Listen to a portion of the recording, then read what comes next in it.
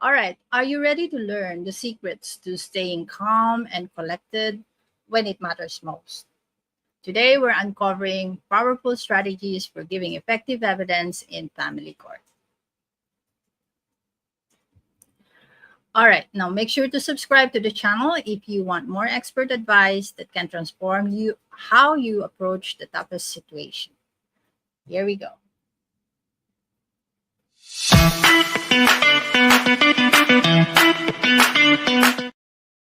All right, welcome back, Pam Bam. This is Talking Business with Ritz, where we showcase the human behind the title before the offer. So each week, we bring you real life insights from experts who are shaping their industry. So this is Ritzel Rectra, and today's episode is going to be especially impactful. If you've ever wondered how to navigate high stress situations like giving evidence in family court, today's guest has the advice you need. Okay, so don't forget to hit like and the subscribe button so you never miss out on content that can change your life. All right, now let's get on and get to know today's guest. Here we go.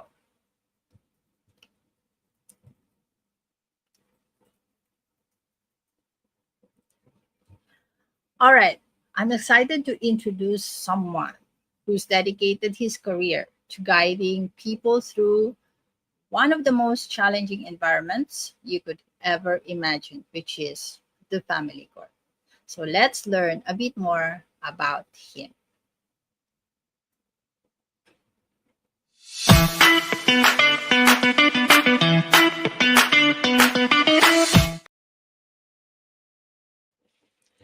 All right, now we are now in the Know the Expert segment, and today we have Michael Watson, a family court coach with over 30 years of experience as a social worker. Right, let me add him on stage so I'm not talking by myself. Here we go.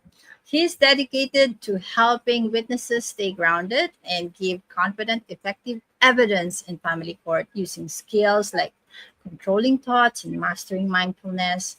His own experience in court taught him valuable lessons, which he is now sharing to others, like here. So now you might ask, what does his topic got to do with talking business? Well, if you were in such situations, having him on your side would definitely give you the peace of mind to carry on and avoid disrupting your business. So, ladies and gentlemen, here we go, Mr. Michael Watson.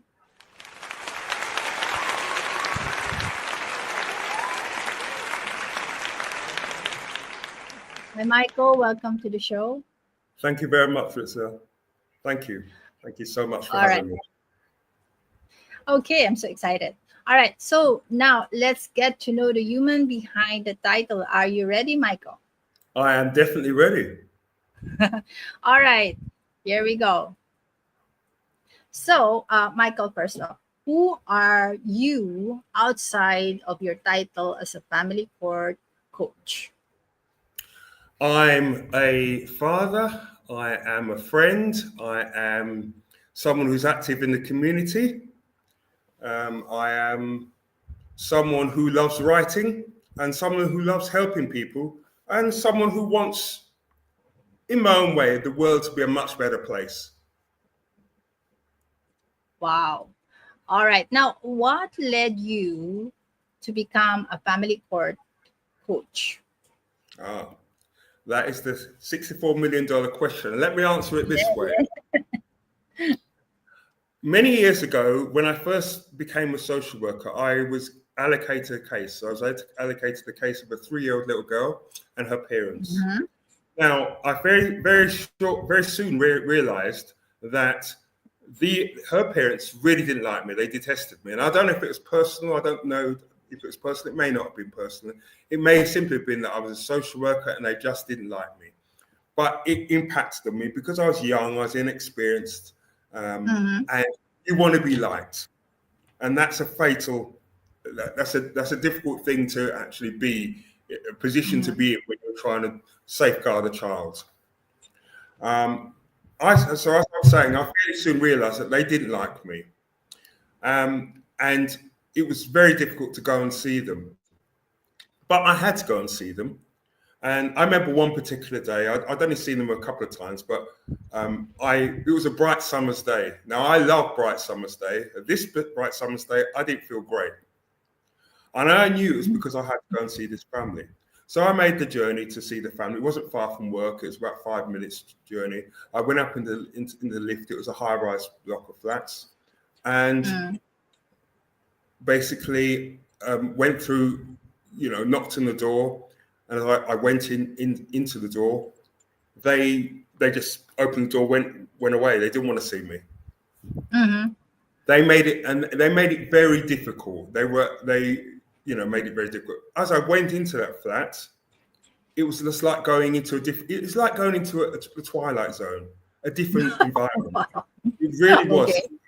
I was stepping into a place which was cold. It was barren. It was frightening. It was unfamiliar, very unfamiliar. The parents were at one side of the flat. They didn't want to look at me. They didn't want to talk to me. If I expected anything to them, they would grunt or groan. That's the best I'd get out of them. The place looked like it was, the wallpaper was torn, the carpets were ripped up, and it was just it wasn't a pleasant environment. There was this little girl, this 3-year-old little girl in her playpen. Why she was in a playpen, I never know. But she was always hanging onto the bars, holding onto the bars like this. And I remember thinking, it's like a prison. Anyway, a number of things struck me about this little girl. She was always looked like she needed to be cleaned, washed down, her tears, stains from her ears and mingling with the snot in her nose. She just needed to be loved and cared for. She looked like she'd been neglected. But she was always focused on me, not on her parents. She wasn't looking at her mum or her dad, but just on me. That never made sense to me. Right. Anyway, like she's asking help, is it? Sorry? Like she is asking help. Yes. But I knew there was something, but I couldn't get quite what she was saying to me. Well, she wasn't saying to me, but she was trying to express something to me, but I couldn't figure it out. Anyway, it always hit me as strange that she was looking at me and not looking at her parents. One day I get a phone call from my manager to come into work as soon as possible, bright and early. Now, my manager never phones me, but she said there's been a tragedy in one of my cases. I didn't know what she was referring to. I didn't even know what that meant. I thought, well, maybe someone's been hurt or something like that. Anyway, I went into work, and then my manager gave me the news that turned my world upside down, the news that made sure that I never felt the same again. She told me the little girl had been killed by her father in a horrific attack. And what that meant for me was that I was going to, apart from the guilt and the bereavement and the loss I was feeling, it meant that I'd also have to explain to people what happened. And chief people I'd need to explain it to was the court. What it also meant is that people around me were distancing themselves from me, because if you've ever been a social worker, or if you know someone who's been a social worker, the worst thing that can happen to you, apart from being killed, is to be a social worker for a client, a child who's been killed. That's the absolute worst thing. So people would distance themselves from me because they didn't want to be tainted with that same brush. They didn't want to be looked at in the same light. So that made it a highly isolating and private experience. There were also things going on in my private or personal life. My marriage was breaking up. So it was a very difficult time. So I went to court. I had to go to court. Court was a big stone building, massive building. When you get through the stone building, get through the security, and you have to be touched down to make sure that you aren't carrying any weapons or anything like that. First thing that hits me is how cold it is. The temperature is cold. But the second thing that hits me is that it's not just cold with the temperature, it's a cold atmosphere, because courts are adversarial. It's unpleasant. Then had to find my way to the court. I found my way to the court, and I'm placed in this witness box. There's a small witness box. I don't want to be there. I want to be anywhere else. I don't want to be in this witness box. I feel trapped. Yeah. But that's where I've got to be. Yeah. Maybe someone, maybe some of your listeners know exactly what it's like being placed somewhere you don't want to be. While I'm there, the barristers are asking questions of me. That these are very unpleasant questions. These questions are intimating that I've done it all wrong. They're intimating that it's my responsibility. They're intimating that I've pretty much killed the child. That's the way the barrier is asking these questions. So I'm in agony. I'm not physically in agony, but I'm emotionally and psychologically in agony because I can't answer these questions. I'm too inexperienced. I'm too traumatized. I'm too depressed. I'm not prepared to answer these questions. So it's like, I feel like I'm a dartboard and these questions are like darts and they've just been flung through the air and they're hitting me. They can't help but miss me. They can't miss me because I'm trapped in this witness box. I don't know how to deal with them and I can't deal with them. So at one stage, I mean, absolute agony, I look around the court. I look around because I'm thinking, this isn't right.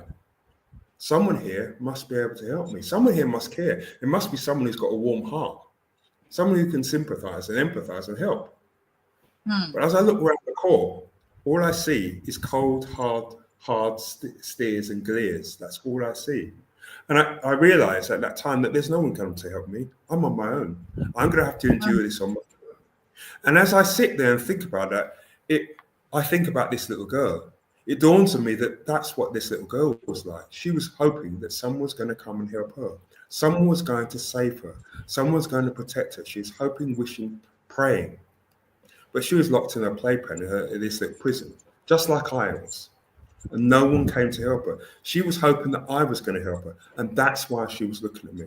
That's why her eyes were always on me. And it dawned on me at that point. She wasn't looking at her parents because she knew, even though she was 3 years old, that her parents weren't going to help her. She knew it was her parents were abusing her. I didn't realize that. None of it dawned on me because I made the wrong assumption that because I couldn't hurt a little girl or my little girl or anyone else's little child, that parents would feel the same way. It's a wrong assumption because some parents don't feel that way. So, so I wasn't able to save her. I wasn't able to save her because not because I didn't want to save her, I did, but I didn't know, I wasn't aware, I couldn't put together what exactly was happening. I couldn't decipher what she was trying to communicate to me until it was too late. So I wasn't able to save her, but as I sort of endured what happened at court, and I was thinking to myself, how long is this going to go on for? I don't know how long it went on for. I couldn't answer any of the questions. Eventually, I was released from court, and the judge just glared at me and just got rid of me. And I wanted to fly a million miles away. I wanted to never go back to court. I wanted to never have anything to do with social work ever again. But something affected me. Something stopped me from doing that. And something said, no, Michael, you're not going to do that. You are going to go back to court again and again and again until you get good at giving evidence, until you are able to really give great evidence and make sure that what happened today is never, ever, ever going to happen to you ever again. And that's exactly what I did. I went back to court time and time again until I got really good at giving evidence. It didn't take me long to get good at giving evidence. It took me, however, 30 plus years to tell this story. Because that's how painful this story was to me. So I am now in a position to help a lot of people. I can't save this little girl. I can't get done, but I can help a lot of people. People can learn from my experiences, can piggyback off my experiences. They don't have to make the mistakes that I made if they listen to what I'm having to say. And I know a lot of people are concerned and worried about giving evidence. They're worried about being anxious. They're worried about not being able to talk in court. They're worried about all sorts of things about the evidence they give and how they're going to be intimidated. You see, I've developed a four-step system, and it's called CALM. Right. I'm going to stop you there. We're going to talk about that in the Learn from the Expert segment, right? So, All right. We're going to jump that there. Hold on a minute. All right. So, so that's how it started. Again, I can't just imagine what you've gone through in that, cold, hard, very cold court there, where everybody is like against you, right? Yeah.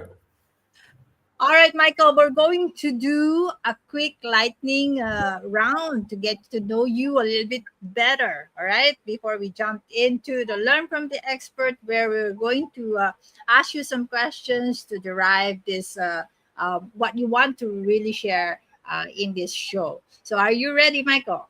I'm ready. All right, here we go. Let us change this one. All right, first question: coffee or tea? So, coffee or tea? Yes, caught you there. I, Coffee or I, tea? I, I don't drink either anymore. Well, no, I have mint tea. Mint tea. Mint tea. All right, it's still tea. All right, favorite weekend activity? Um, Reading. Reading. All right, most memorable travel destination? Ooh, difficult one. Difficult one. I would say Cuba. Cuba. Oh, Mm. interesting. Book you'd recommend? Um, well, my one, family court, giving evidence in family court. But All if right, you don't want to do my one, or if you want more than one, also Think and Grow Rich by Napoleon Hill. interesting. Now, biggest inspiration in life? My mum. Right. Okay, one word to describe yourself. Passionate. I can see that. Are you an early bird or a night owl? I'm moving more to be an early bird. I used to be a night owl, but I'm much more. I love the mornings now. It can get a lot done in the mornings. All right. Now, how would your friends describe you in 3 words? I'm a big kid. A big kid. All right, 3 words. Good, good. Now, what advice would you give your younger self? To always believe in yourself and don't listen to others unless they've done what you wish to achieve. Right. All right. That was awesome. Thank you.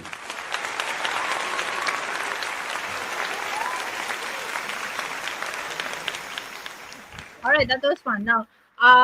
Now that we've gotten to know you a little bit better, let's now move on to the next segment. And if you're in the situation, to my audience, to my fam bam right now, if you are in the situation where you'll be giving evidence on want to support someone who is, this next segment is for you. And remember to subscribe, right? Remember to subscribe to our channel and hit that subscribe button. While you are at it, please share this video too. All right, stay tuned. Here we go.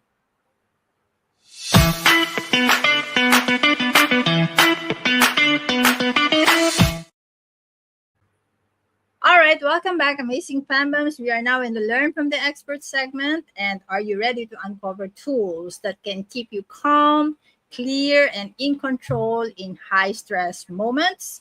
All right, so let's learn from Michael how mastering these skills can transform your experience in the family court setting. Here we go. Here's the topic. All right. Our topic today is how to position your. Sorry. Where's our topic? That is not our topic. Okay. Our topic is how to provide the right evidence into family court. All right. That's it. How to provide the right evidence. Right. Okay. Thank you for correcting. Here we go. Okay, now preparing for family court, expert advice on giving evidence. That is the topic. All right. Now, so Michael, what is the first step someone can take to stay calm when giving evidence in court? You being given evidence in court is a mind game. It's an emotional game and a mind game. You have to do it. You have to plan it and prepare it well before you go to court. So it's no good trying to do it on the day you're in court. You have to prepare yourself for this well before you give court. So what I would say is you find something. I mean, for example, I might listen to there's things on YouTube you might listen to that calm you down. It might be music that calms you down. It might be poetry. Whatever it is that calms you down, that settles you, that makes you feel good and makes you feel calm, learn to do that. Get into a practice of doing that, so that you can actually, if you do it enough, you'll be able to switch in your mind to sort of a calm phase or a calmer phase or state. So that's the first thing. It's really important that you do that. You can't give evidence. You can't give good evidence when you're not calm and in control of your emotions and thoughts and feelings. All right. Now, how can they control their thoughts and stay focused? Well, once you're calm, you can begin to pick up the thoughts. How are you feeling? How you're feeling is really important. So maybe you ought to write down how you're feeling. Maybe you ought to think about how you're feeling. If you're feeling nervous, what can you do to feel less nervous? What can you do to take control of your nerves and anxiety and your doubts and fears? And what can you do? Because we're talking to ourselves. We're talking to ourselves all the time. So we have to become aware of our self-talk. We have to become aware of what we're saying to ourselves. When we catch ourselves, when we become aware of it and begin to catch ourselves saying negative things, saying things that are doubtful, saying things that are negative, then you need to take action to correct that. Yeah. So you need to take action. Yeah. Let's say, for example, I'm saying, oh God, I'm scared. I'm never going to give it good evidence. Well, I'm already saying things that are going to make it very difficult for me to give good evidence. You have to flip that switch. Yeah, you have to flip that switch and say, no, I'm going to say, and start saying things. You might have to write it down several times. You might have to say it to yourself many, many times. No, I'm going to give great evidence. No, I'm going to give fantastic evidence. Yes, I'm going to give fantastic evidence. And you affirm it and you keep saying it until you feel more confident, until you feel confident. And feeling is so important when you're giving evidence and when you're planning and preparing to give evidence. Right. Sounds like that is the effective way to really start, right? But how does attitude play into being an effective witness? How does that help? Yeah. How does attitude play into being an effective witness? Right. If you've got a bad attitude, it shows. If I was to ask any of your audience, if I was to ask you, Ritzel, if you've seen someone with a bad attitude, what would they be doing? I could tell you now, and you could say, you could know from a mile off, you could see them a mile off, and you could tell that they've got a bad attitude. They might be shouting, screaming, swearing, or they might not be saying anything, but their facial expression, their body language, will be showing all of what they are and what they're feeling. Now, what you have to bear in mind is that courts, the judges and barristers, are experts at reading people's body language. So even if they're not shouting and swearing and cursing and blaming other people, you can see from the way that people are behaving what they're like. Now, if you're going to do that in front of a judge, you're not going to be helping yourself because the judge wants to know your character. And the judge is going to assess your character in a negative way, if that's the way you're going to present. But even more importantly, or just as importantly, the barristers are going to be looking at you. And they are going to be rubbing their hands with glee and be so excited and happy if they see you with a negative attitude, because they realize that all they have to say is one or two little irritating things, and you're going to lose the control. When you lose control of yourself, number one, it's hard to get back. But number two, you can't hear what the question. Number three, you can't answer properly because your mind, that part of your brain that you need to be able to answer complex questions, is shut off because you're angry, you're upset. So you can't give good evidence that way. So having a great attitude is so important for so many reasons. Right, but how do you stay positive under pressure? You have that again. That all comes down to the preparation. It all comes down to why are you doing this? You're at court. You're at court for a reason. You want to get the result you want at court. You don't want to be at court just for the fun of it, because it's not fun. You want to go to court, if you're going to court, to get the result you want. So you've got to be motivated. You've got to decide that this is important. You've got to put the work in. You've got to put the effort in. So if you want to get the result you want, you have to make sure that you are motivated and you are consistent in doing the work that you need to do to make sure that you have the attitude that you want to present. Because there's no point in going to court presenting a bad attitude. Who is that helping? If you go to court presenting a bad and negative attitude, who is it helping? It's not helping you. It's helping the barrister on the other side, the barrister who's cross-examining you, because it's making their life easy. Do you want to do that? I don't think you do. No, of course not. Of course not.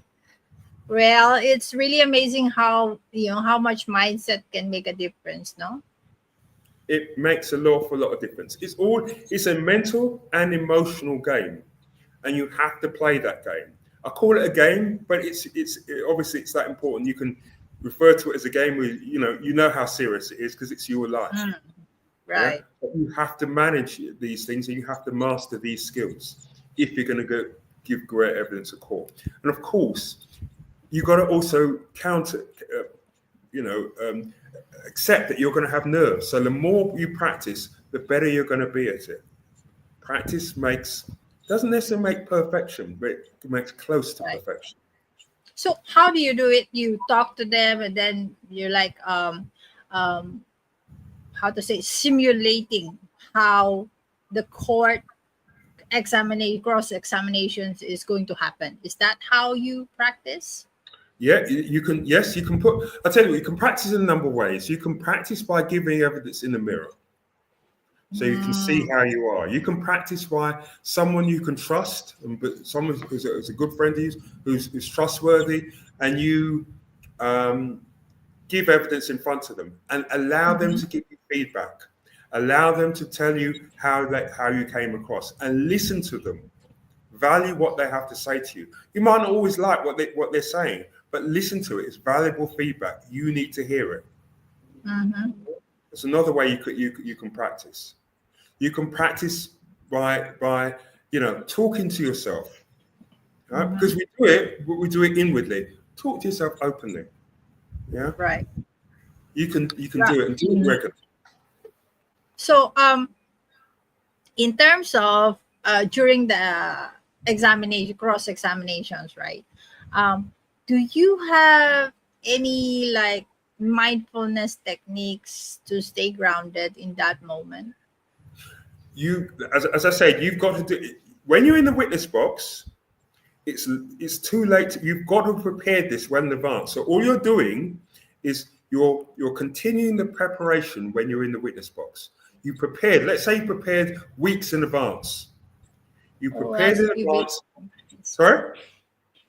It has to be weeks in advance to prepare. Well, as much time as you can, because bear in mind you're under pressure and this is an important situation. So the longer you can prepare for it, the better. Better. Yeah. Okay. I don't know. You may be doing lots of other things. You may have other responsibilities, but the more time you can make available to prepare for this, the better for you, because you're not only going into an adversarial environment, you're going into an environment that's alien to you. You don't know the environment, and you're then put under pressure, and you're also under pressure because it's so important that you get things right. Right. So you're under an incredibly stressful situation, and you're being observed. You're being scrutinized all the time. That is how pressurized it is. So the more you have prepared in advance for this situation, if you prepared a lot in advance, then when you get into the witness box, you're already all the time you're calming yourself. You're being calm. You're thinking of the things that make you calm. You're building on your calmness, and you're talking to yourself. You're not allowing that person who's cross-examining you to get under your skin. You're not allowing them to irritate you. You're allowing yourself to listen and be able to answer questions effectively. You're staying in control. You're in control of yourself and in a good attitude, and you do it consistently. And that's what you're doing all the time. You're kind of balancing. You're just keeping yourself well balanced all the time. You're not going to go one way or the other way. You're going to keep balanced. That's what you're doing. And you're doing that mentally and emotionally all the time, again and again and again and again. So you've done it before. Now, you're doing it while you're in court. Okay. So you were saying earlier, before I cut you off, in the Know the Expert segment, you were trying to explain for something. Was it the four? Okay. That's my four-step system, and it's called Calm. Yeah. Do you want me to explain it? Sure. Go ahead. Yeah. It's a four-step system, which is very helpful for you when you're going, extremely helpful for you when you're going to court, but it's also helpful under any other stressful circumstances. The four-step system is called CALM, C-A-L-M. And I'll just talk you through it. C-A-L-M. Calm, the first letter in the process, the first step in the process is calm. Being calm and also in control of yourself. So you're being calm, you're serene, but you're also in control of your thoughts, emotions, and feelings. So that it links with how you're talking to yourself. You're in control of your of the way you speak to yourself. Okay, so you're in calm and you're in control of your thoughts and feelings. That's the first step. Second step is attitude. You have to have a great attitude, and I've talked to you about that just a minute ago. Yeah. How important having a great attitude is, because if you don't have that, there are real problems that can come when when you're in the witness box. Sure. The third step is L, stands for listening. Had I been able to listen better to that little girl, had I been more empathic, had I been more able to listen to my own feelings, this little girl might still be alive. Listening attentively, listening empathically, listening to how you're feeling, listening to what other people are saying to you, listening to what they're not saying to you is so important. It's a key skill. When you're in the witness box, you have to listen to what also judges are saying to you, because judges will tell you sometimes what to do. You have to listen to them. And they may ask questions. Barristers will definitely ask questions. So you have to listen to them, but you have to listen to them whilst you're in control of yourself. Each step, the calm, the attitude, the listening, it all follows on from the other. They're all important. So you have to listen to them. And the final step in the process, the fourth step, is mindfulness. You have to not just listen to them, but you have to be mindful, thinking about using that higher brain power, which you can't use if you're angry. You can only use it when you're calm. Yeah. So you can use that higher brain power, that higher ability to communicate, to think creatively, to answer questions, because you can answer questions in many different ways, but you want to answer that question in such a way that's consistent with the other evidence you gave, that places the child's needs first, because that's what you want to, that's the impression you want to give to the court, because that's what's so important, yeah, and allows the judge to prefer your evidence over anyone else's. So you want to think, you don't want to just blurt out the first answer that comes to your mind. No, you listen to it calmly and think and reflect, and you remain in control, because you want to take the time to listen and give evidence, answer the question in your own good time when you're ready to give the good evidence. Don't feel pressurized. This is your evidence. You know what's happened. You take the time. You deliver the evidence. You execute it perfectly, or as close to perfectly as you want to, as you can, once you've taken the time. And you can only do that when you're mindful.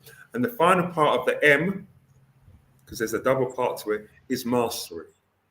And you have to master all the different parts of the four-step system: the calmness, the attitude, the listening, and the mindfulness. You master all four of those things, those four steps, and then you're in a much better position to nail the result that you want to call, or nail the result that you want from any stressful situation. Wow. So we got calm, we got attitude, right? Yep. Listen, L for listen, and then a double M, which is mindfulness, and mastery. Mastery puts it all together. Right.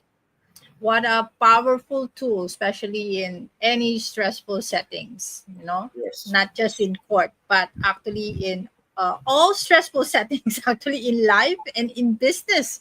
Yes. Wow, all encompassing. Yes. Right. That is very helpful. All right, that wraps up our Learn from the Expert segment. And now we are opening the floor to the questions. So I've gathered some questions offline. So it's time for our Q&A. So let me just play the segment title, and then you can drink water. Yep. All Okay. right, here we go.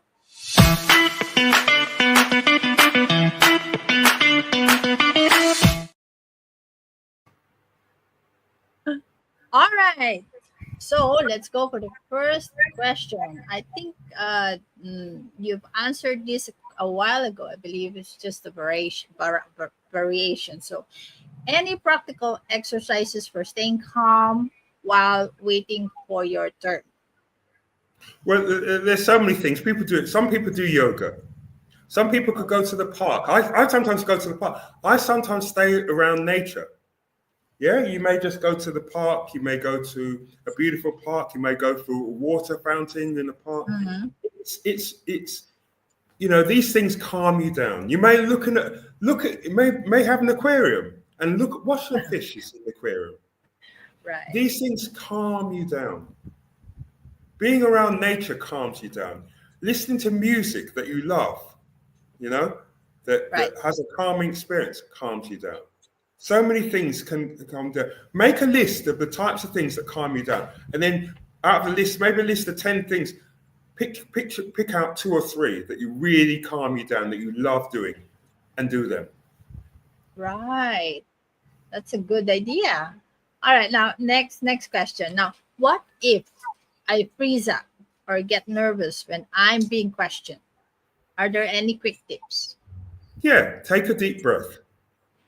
Take a deep breath. Freeze up. We all freeze up from time to time. It's Yeah. natural. We all do it. It's not the end of the world. Take a deep breath and say, if you're answering questions, say, I'm sorry, I've missed my place, or I didn't hear that again. Can you repeat the question? That's all you do. When I'm asked questions, sometimes when I'm in the witness box, sometimes they ask you 2 or 3 questions in once.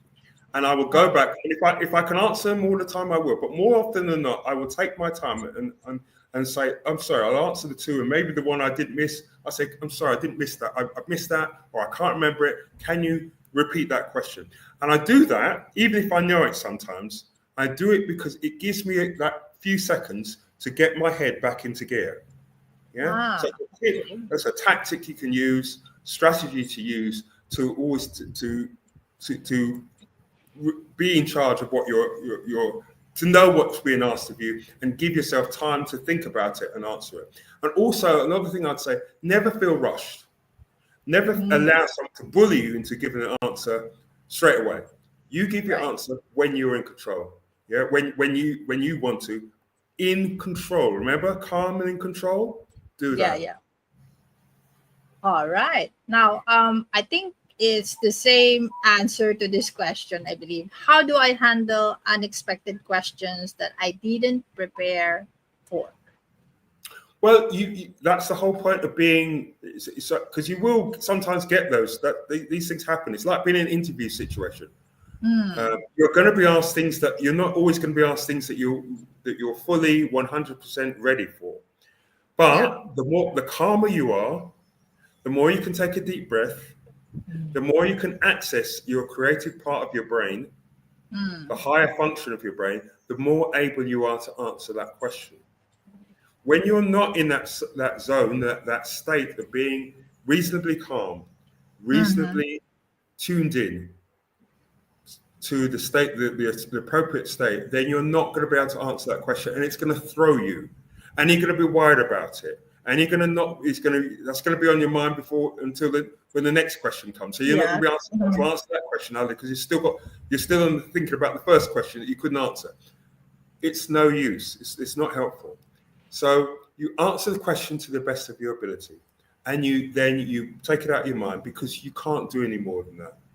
You're not going to answer every single question all the time, 100% in the best way. Do not let that stop you. Do not let that cloud your mind and thoughts so that you don't get on and do the best you can.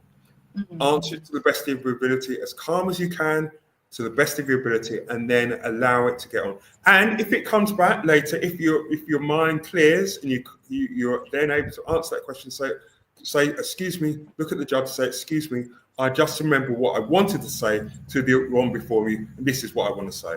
Oh, okay.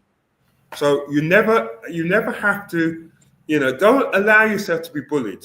Sometimes they will try to bully you, carry on. I'm asking you a question. You just say, excuse me, I'm sorry. I just want to answer the question you asked me before because it didn't occur to me at the time. It does occur. It now occurs to me, and this is what I want to say. Leave it at that. Move on. Allow them to be rude. You don't have to be. You don't have to be at all. You show up as having a great attitude. Right. Interesting. I didn't know that you can do that. Go back to the previous question that they're asking. It was like, if it was me, I'm so nervous. Well, we all are. We all are when we haven't planned and prepared for it. We all are. Remember, it's a very nervous, anxiety-provoking situation in every respect. The courts are. It's meant to be that way. They've made it that way. So you don't knock yourself. Just prepare for what it is. That's the reality. You want to give your best shot at this, and so you have to be as prepared as possible. Right.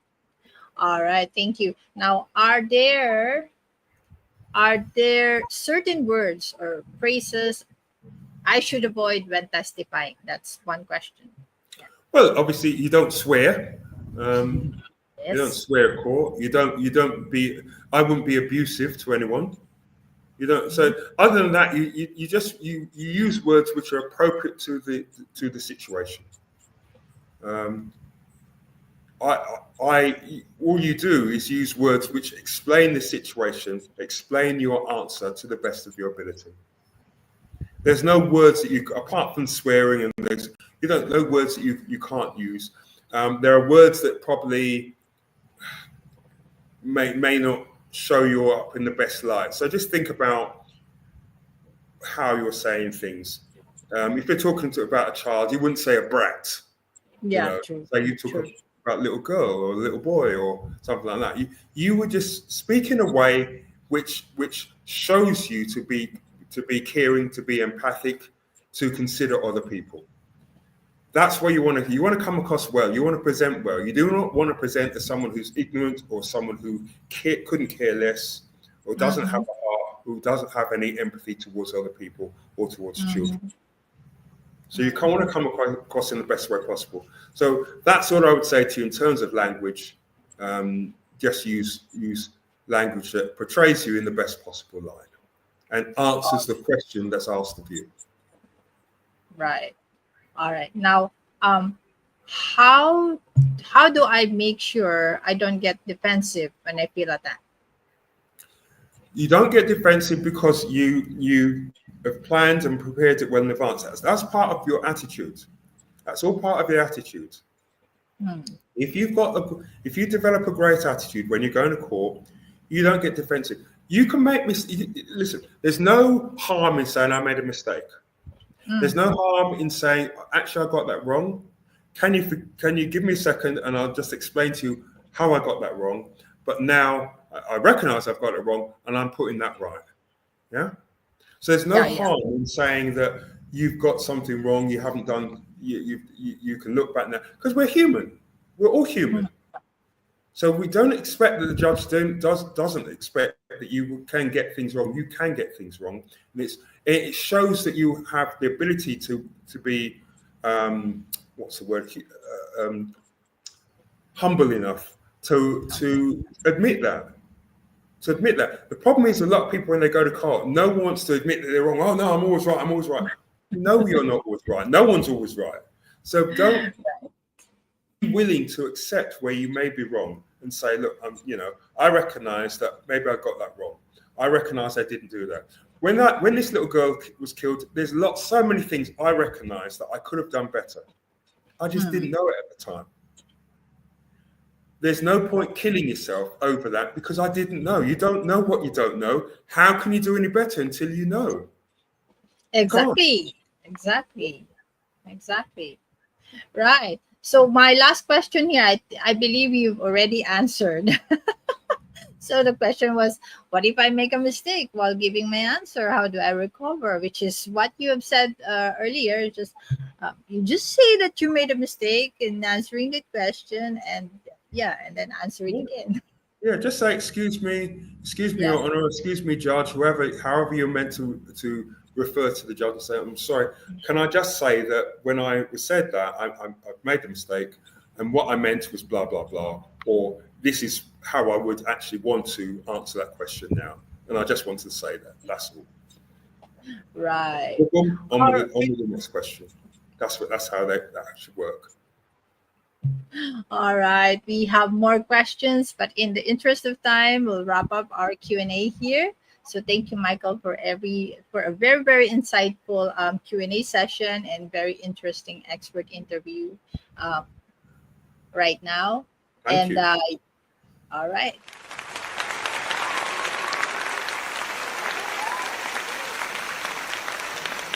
Okay, now let's continue on to the next segment, which is the work with the expert segment. Let me just play. You can sip water.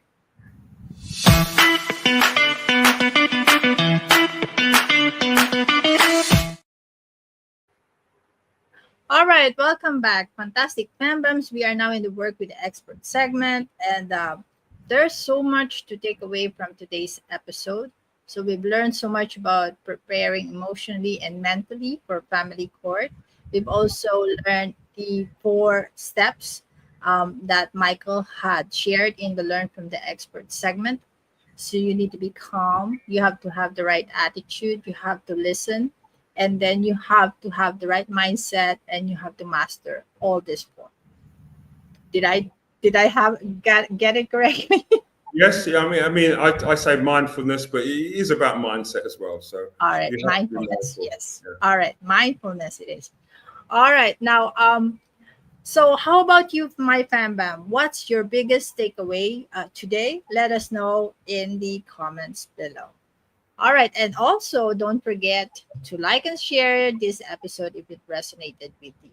So, all right, now thank you, Michael, for an incredible episode today. So, for anyone who wants to take this even further with you, could you share how they can connect with you and what are you offering? Yes, they can contact me via. What I'm going to do is I'm going to give you my LinkedIn. Mm-hmm. It's Michael Watson. I've got a incredible newsletter that comes out every week, so they can contact me on LinkedIn via the incredible newsletter. They can contact me on Instagram. It's my name is Michael240656 on Instagram. Yep. They can contact me on Facebook just as Michael Watson. Here we go.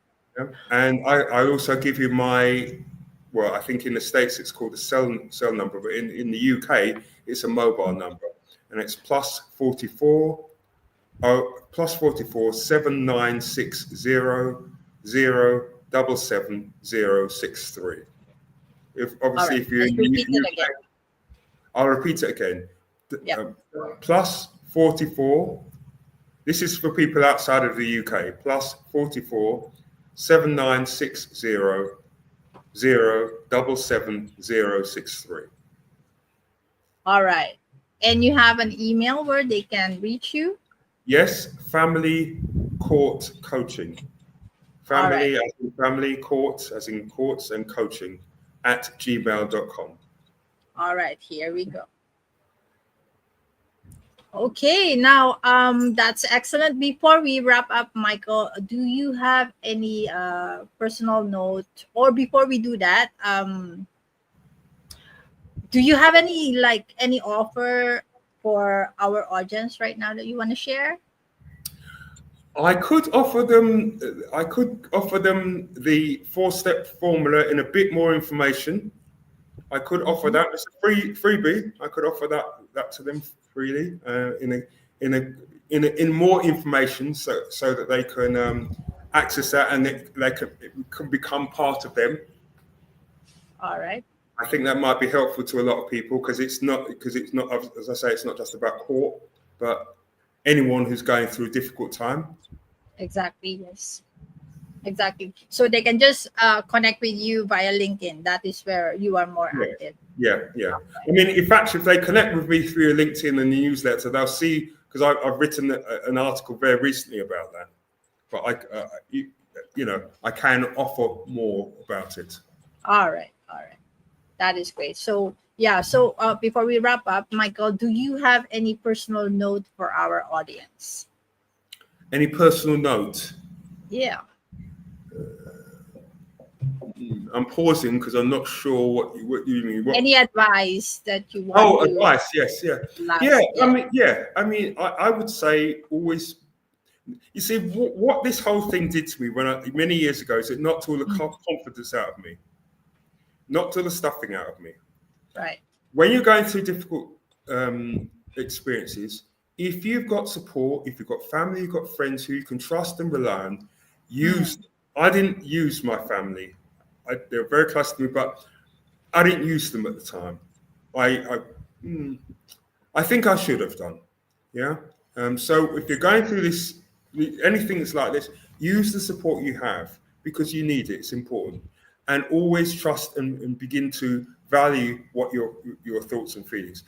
Learn from someone who's been through what you've been through. Don't listen exactly. to the advice of lots of other people. Only people who've been through what you want to, where you want to get, and they've been through that and they've come out smelling of roses. Do that. Listen to them. But other than that, don't listen to any people because Right. sometimes people aren't. They don't know. They mean well, but they say things that just aren't helpful to you. Exactly. That's an incredibly empowering last piece of advice for our Pamba Michael, and it's very encompassing as well, not only for family court situation, but everywhere in business and in personal life. So yeah, thank you for those words. And thank you, Ritzel. And thank you for your audience for listening to me. So All appreciative. right. All right. Now, yeah, we hope to have you once again in our future episode, Michael. Thank you so much. I'd love to. I'd love that for that to happen. All right. Now, for our Bams, if you're facing family court or supporting someone who is, let me reiterate, don't hesitate to connect with Michael. He is here to help you stay calm, prepared, and confident. So, here we go, ladies and gentlemen, Mr. Michael Watson, family court coach.